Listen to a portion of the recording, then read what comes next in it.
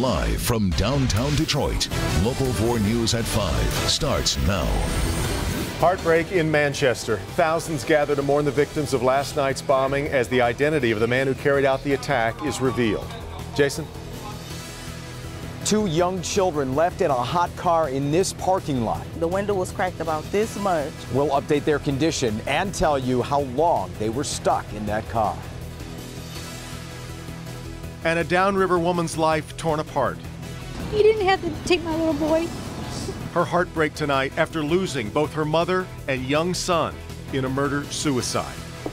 Off the top here tonight at 5, that devastated mother and daughter is now forced to plan 2 funerals. 10-year-old Christopher Balzer and his grandmother, 49-year-old Sherry Moltop, were shot and killed by Moltop's 62-year-old boyfriend. Coco McAvoy spoke to her a short time ago, and Coco, she was also the person, I guess, to discover their bodies.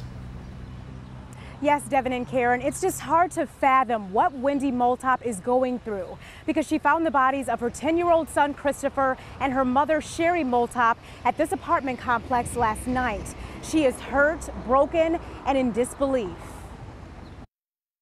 I don't know why you did this to him. You could have just let him go. Wendy Moltop is talking about the tragic death of her 10-year-old son, Christopher Balzer. He was like my best friend. Her mother, Sherry Moltop, also killed. Wonderful mom, she was there when I needed her. She was always there for me and the kids. Her mother's 62-year-old boyfriend took both of them away from her before killing himself last night. Wendy was the one who found them.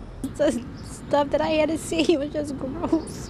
Wendy says she was at the apartment with her son, mother, and grandmother, but left the apartment to get food and got a strange call from her mother's boyfriend.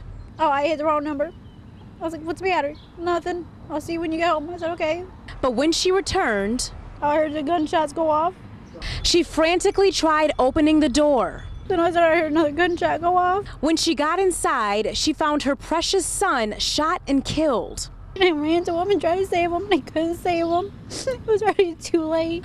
All of this pain caused by a man she's known for years. I didn't think he was ever like this. He was nice to us. But by killing her only son and mother, he left her brokenhearted. They didn't deserve this. It's just devastating, and the 62-year-old boyfriend is not being identified until his family has been notified. Now, the family of the victims has created a GoFundMe account, and we have that information on our website, clickondetroit.com. Back to you. Well, Coco, does Wendy have any idea what would have prompted the boyfriend to do anything like this? So Wendy says her mother and the boyfriend would argue quite a bit, but she says last night they also had an argument, and she said that they also learned that the boyfriend's cancer might have returned, so she thinks maybe that triggered him to do something awful like this. Horrendous. All right, Coco. Karen? We'll take a look here. These are live pictures tonight from Manchester Arena. You can see the arena is around the area is still locked down after the attack just minutes after a concert by Ariana Grande. Here's what we know. 22 people were killed. 59 more were injured in the suicide bombing just outside of the arena. The attacker has been identified as 22-year-old Salman Abedi. Jay Gray is just outside the Manchester Arena with the very latest on the investigation and a community honoring the victims. Thousands gather in the center of Manchester City, drawn here by their loss and resolve. The people of Manchester will remember the victims forever. The images and sounds so different than the night before. An explosion outside the Manchester Arena, followed by chaos. Everyone just started running, people were screaming and crying, and we just tried to look for the first exit. It was near one of those exits where a suicide bomber, now identified as 22-year-old Salman Abedi, launched his attack as an Ariana Grande concert was ending.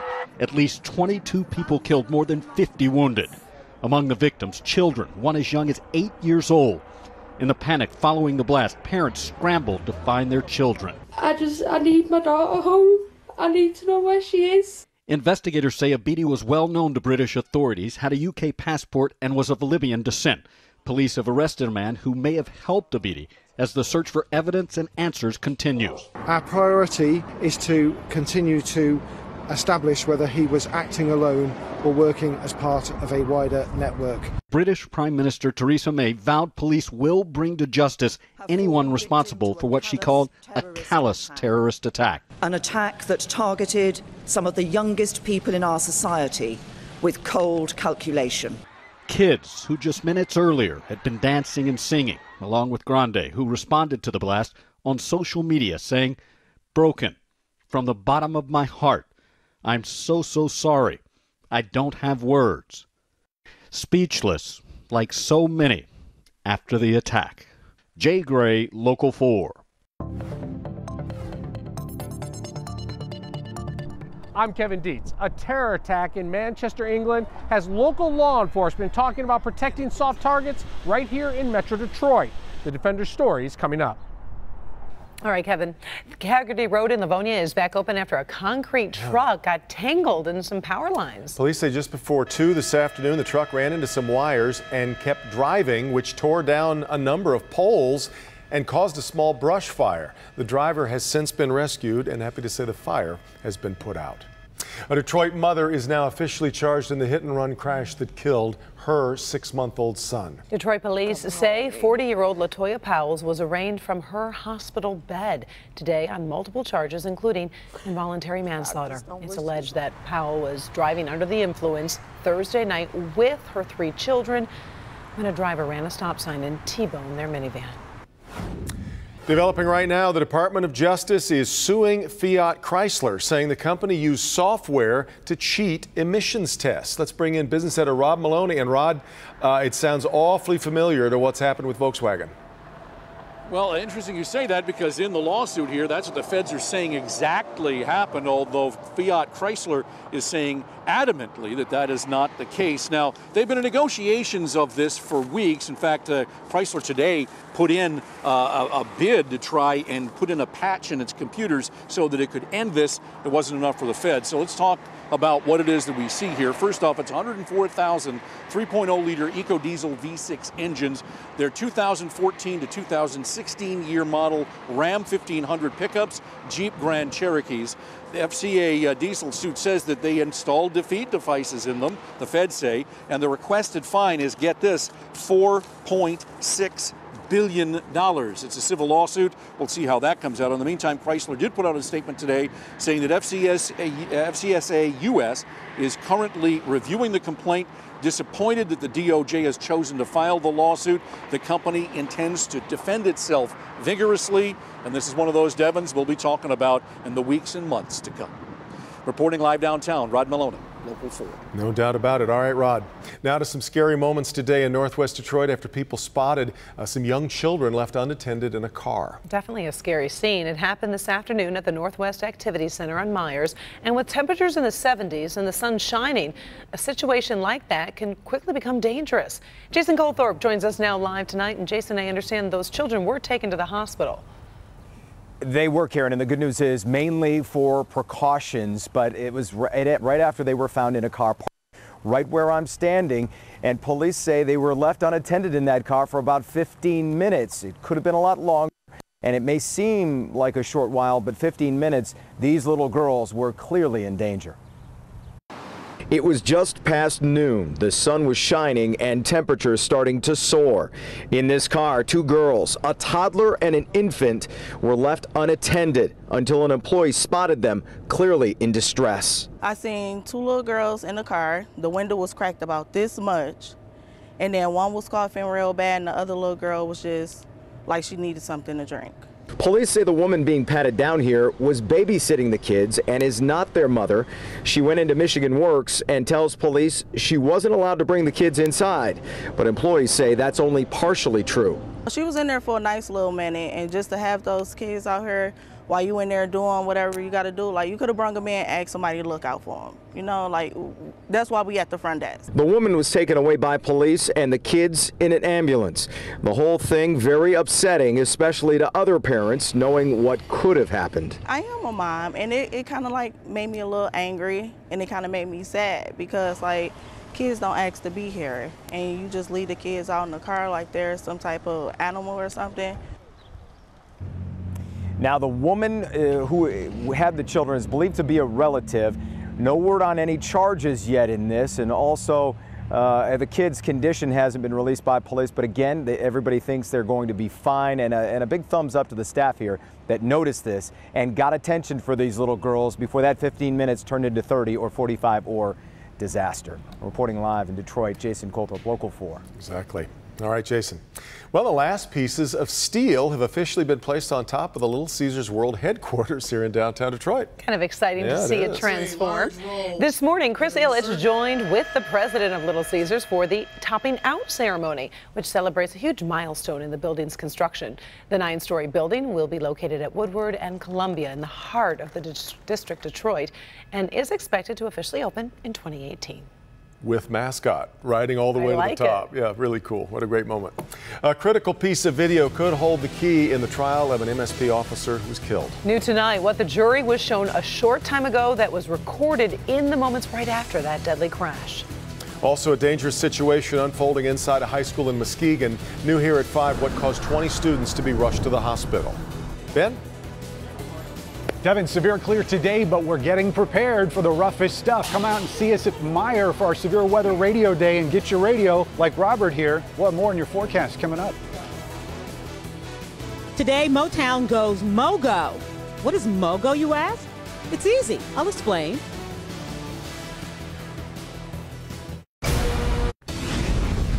New at 6. This local man has bite marks all over his body after fighting off 2 dogs trying to attack his German Shepherd. New at 6, why he's not upset at the other dogs and not pressing charges against their owners. Plus, short on space as Royal Oak business owners are already frustrated with a lack of parking options for their customers. New at 6, why they believe it's about to get even worse. Mama says don't do this in the house, but that's why we have a big studio. The Q line is not the only way to get around town, thanks to this beauty. That's right. It's called MOGO, Detroit's first bike sharing program. It rolled out today. Yeah. Pretty cool. It's slick. Yeah. Paula Tutman shows us what you need to know to grab a bike and ride. So the new MOGO system is now live. It's up and ready to go. MOGO, what is MOGO, you ask? Well, take a look. Okay. The new bike share program kicked off in Midtown today, and let's face it, it's hard to miss. Hundreds of people on bikes. It's the new way to go short distances in Detroit. Well, if you're down here visiting Detroit, you can just take a bike ride and go visit the places. Here's how it works. Hey, there we go. So you go up to a bike station. You can either put your credit card in, or if you have a pass already that you can purchase online. If you do not have access to a credit card, there are a number of retailers that you can go and pay with cash. Cost is minimal. It's $80 for an annual pass, $18 a month. If you have received any kind of state assistance, then the cost is $5 per year, so it's very accessible. And the regular daily rental, $8 a day. Bikes are plentiful. We have 43 stations, 430 bikes. They're all over downtown and outside of downtown. So the farthest station east is on like Mount Elliott Park out on the Riverwalk, and then the farthest west station is at Clark Park in Southwest.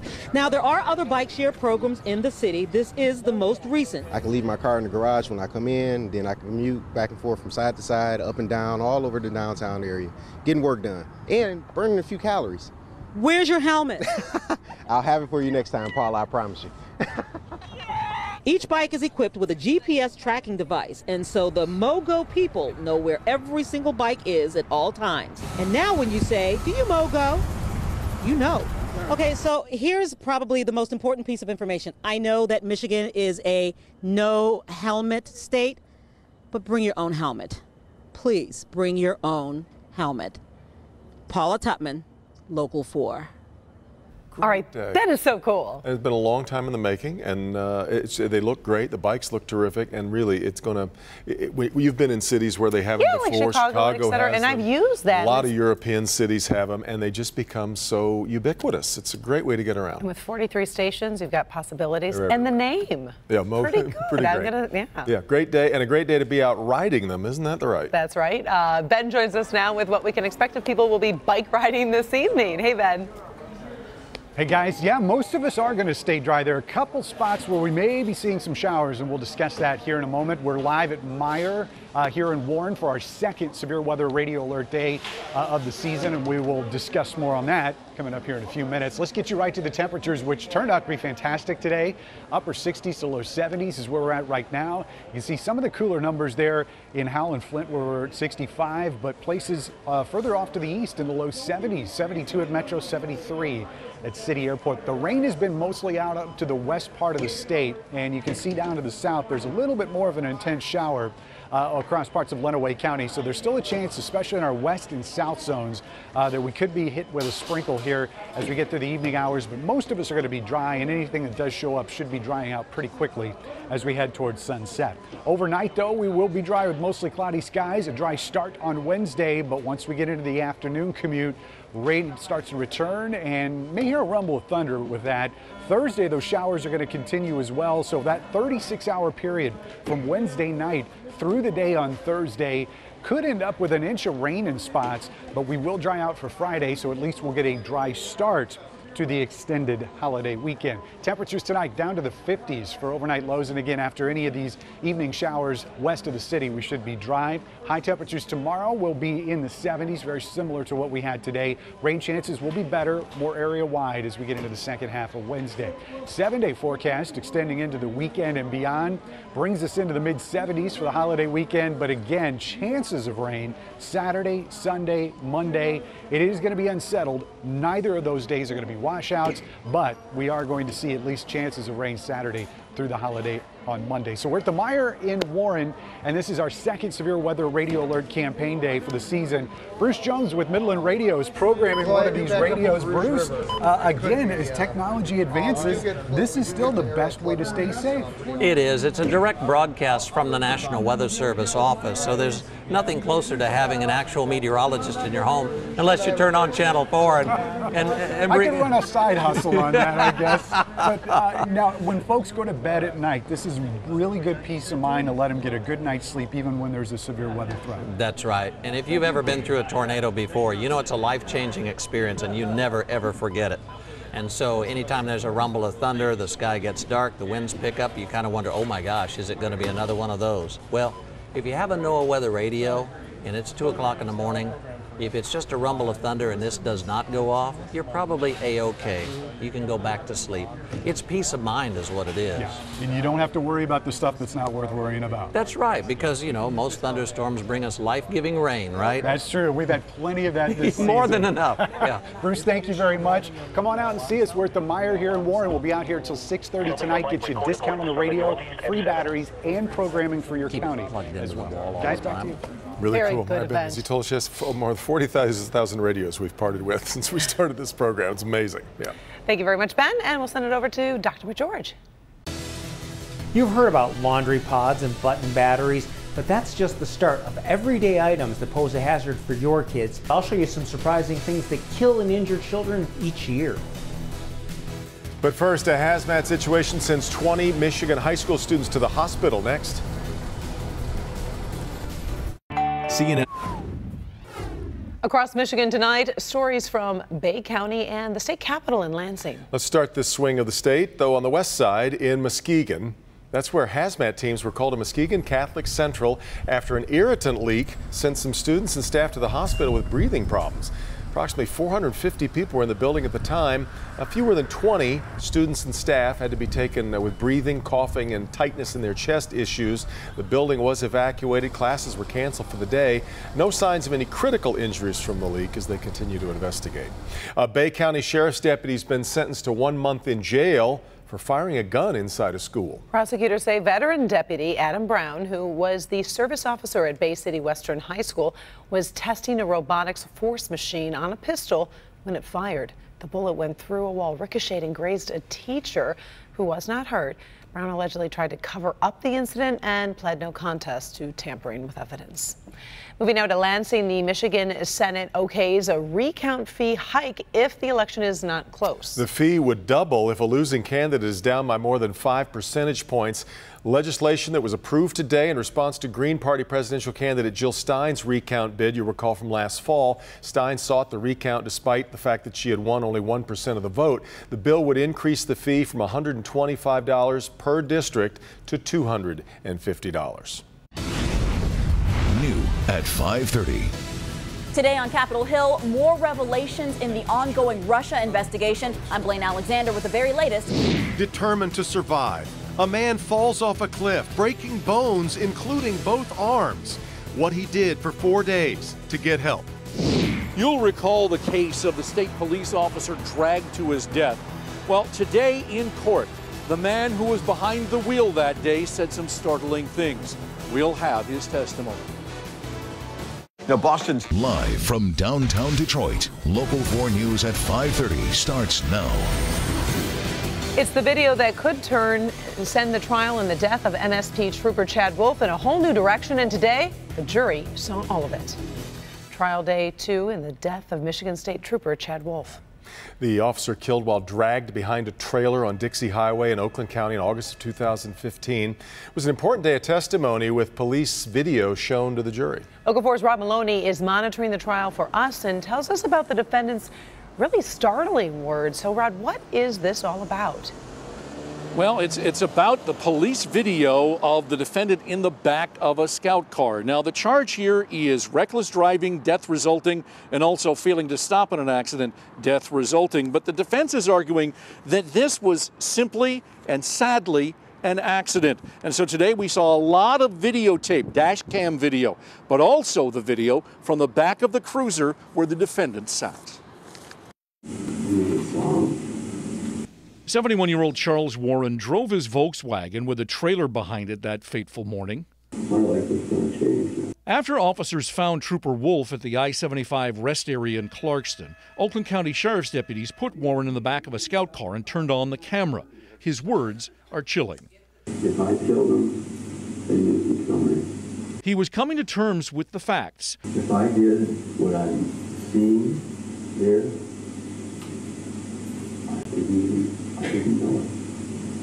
And how can that be possible? Upset at the notion that he'd been arrested for the first time in his life, and he said that he only heard a bump, saw his trailer tires sparking, sending him to the rest stop, then began to worry. There are so many things that could be misconstrued from what I tell you.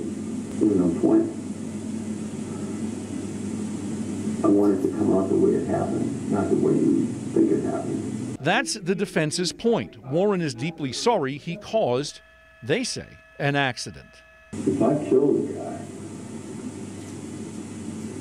I can't think of anything much worse than that.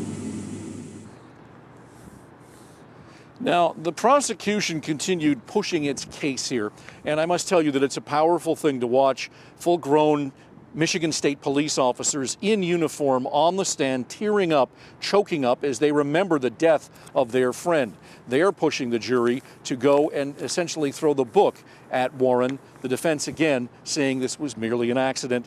The case continues tomorrow. Back to you. Well, it feels like there's an awful lot of different wrinkles to this to consider, Rod. So where does that leave us on a possible jail time sentence? Very good point, Devin. We're talking the felonies, and this is serious business here. The felonies that he is facing are 15-year felonies on each count. Yeah. And so you can best bet the defense is going to do everything they can to cast this as an accident so that there isn't anything near that kind of jail time. Yeah. All right, Rod. Now to a warning for Detroit drivers after 2 carjackings, and they were just minutes apart. The first one happened at about 3:15 a.m. at East McNichols and John R. Road. Police say the driver was stopped at a traffic light when he was hit by a car from behind. When he got out to check out the damage, a suspect pointed a gun at him and stole his car. Then, about a half hour later, that stolen car hit another car at West McNichols and Oak Drive near Livernois. When that driver got out, 2 suspects pointed a gun at him and took his car. If you have any information, contact police. President Trump's 2018 budget proposal was officially unveiled today. We had a preview of it last night. This new proposal expected to cut federal spending by $3.6 trillion over the next 10 years. Medicaid, food assistance, and other anti-poverty programs expected to be hit the hardest by these cuts. If approved, $800 billion in funding would be cut from Medicaid, for example. More than $192 billion in funding would be cut from the food stamp program. President Trump's first overseas visit continues tonight with his arrival in Italy. Earlier today, the president made an appeal for peace in Israel. He met with Prime Minister Benjamin Netanyahu. He also met with the head of the Palestinian Authority, Mahmoud Abbas. I am truly hopeful that America can help Israel and the Palestinians forge peace. Earlier this month, President Trump avoided some of the more complicated issues like Israeli settlements and the location of the U.S. Embassy. Next on the president's first foreign trip, Rome, where he will meet with Pope Francis. More revelations in the ongoing Russia investigation, this time from the former head of the CIA. Testifying before the House Intelligence Committee, John Brennan called the Russian interference brazen. Blaine Alexander explains why he could not say whether there was evidence of Trump campaign involvement. Blaine? Well, hello to you from Capitol Hill. Repeatedly, President Trump has called this a witch hunt. Now news that the president asked two top intelligence officials to publicly push back against the Russia investigation. More than 6 months after the 2016 election, former CIA Director John Brennan says there is no doubt Russia played a role. It should be clear to everyone that Russia brazenly interfered in our 2016 presidential election process, and that they undertook these activities despite our strong protests and explicit warning that they not do so. Speaking before the House Intelligence Committee, Brennan outlined Russian actions. They amplified a lot of fake news stories that tried to denigrate Secretary Clinton. But not saying definitively whether there was a tie to the Trump campaign. I saw interaction and aware of interaction that again raised questions in my mind about what was the true nature of it. But I don't know. I don't have sufficient information to make a determination. Today, the White House said the hearing backs up what the president has said all along: there is no collusion. Now there's news that back in March, the president asked two top intelligence chiefs to say the same thing publicly, something both men refused to do. I'm pleased to... Speaking before the Senate Armed Services Committee today, National Intelligence Director Dan Coats refused to confirm or deny those reports. Instead, his focus today, security concerns at home, heightened by the Manchester bombing.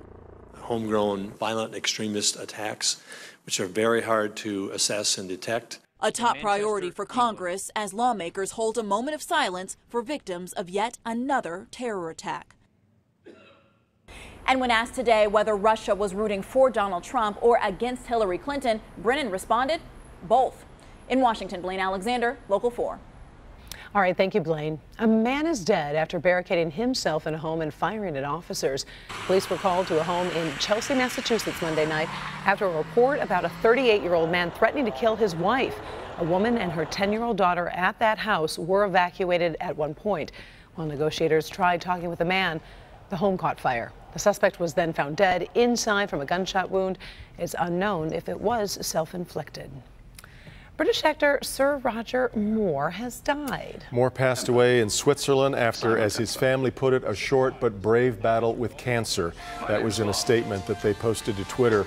Moore was the third actor to play the British secret agent James Bond, but 7 films. Actually, his span over years of playing James Bond was longer than anyone's.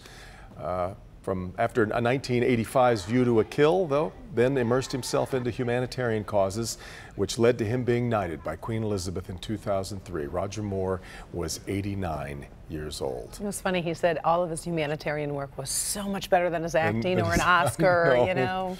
But every generation has its Roger He was Moore. my Bond. He was my Bond. Yeah, I was and like, oh, so when they changed, an awful lot of what I know about style and dress as well, so that's a loss.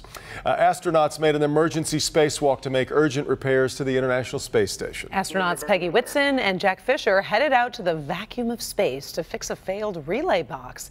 It's needed to operate the station's solar panels, radiators, and robotic gear. The spacewalk lasted 2.5 hours, short by NASA standards. It marks Peggy Whitson's 10th spacewalk, which ties the record for the most spacewalks by an American. Good job, Peggy. So she's got us both by 10? She does, and I think she will continue. Yeah, with every time she does one. Let's get back out to Ben, who's at the Meijer in Warren for Severe Weather Alert Radio Day. Very important day to head on out to Warren and talk to Ben and Andrew as well. Hey, guys. Devin and Karen, yeah, we've been doing this campaign for years. This really predates me here at Local 4, and over those years, we have put tens of thousands of these weather radios in homes across Southeast Michigan. But when you look at the number of people who live here, that's still just a small percentage of the entire portion of Southeast Michigan. So if you haven't gotten one of these radios, this is a good opportunity to come out. Not only do you get a discounted price and you get free programming out here, but our partners at Duracell are actually giving away free batteries with the purchase of a radio. And if you already have one in the house, take just a few minutes and make sure the thing works. A lot of folks get one of these, they plug it in and they think, okay, I'm good to go, and they don't sort of keep on top of it. Make sure the batteries are fresh, make sure it's plugged into the wall, make sure it's programmed for your county, and if you find out that it's not working, well, this is a perfect opportunity to come see us. We're at the Meijer here in Warren. Now, this is the sort of the traditional desktop radio. What you don't see out here is a new product that Midland has, which is the travel radio. So if you do a lot of traveling, if you head up north, if you're planning on going out camping, that's a perfect thing to have. And even though we're sold out right now, you can still get the discounted price at any Meijer across Southeast Michigan for the rest of the season. Guys, back to you. Really cool. We will keep checking in with Ben here in Warren for the next hour or so. Next, a brand new reason to raise a glass in celebration tonight. Ahead here at 5:30, we'll tell you the one industry that brews up more than $10 billion to the Michigan economy. About that. But first, talk about the perfect pair, what this little boy and his grandfather both got that has completely changed their lives. Frank? You've heard about laundry pods and button batteries, but that's just the start of everyday items that pose a hazard for your kids. Coming up, I'll show you some surprising things that kill and injure children each year and how to avoid these accidents in your home. He admits at one point he was one of the biggest scammers out there. His life story turned into a major motion picture. Now he's revealing what you should do to protect yourself from thieves. Tomorrow, starting at 5. For the first time.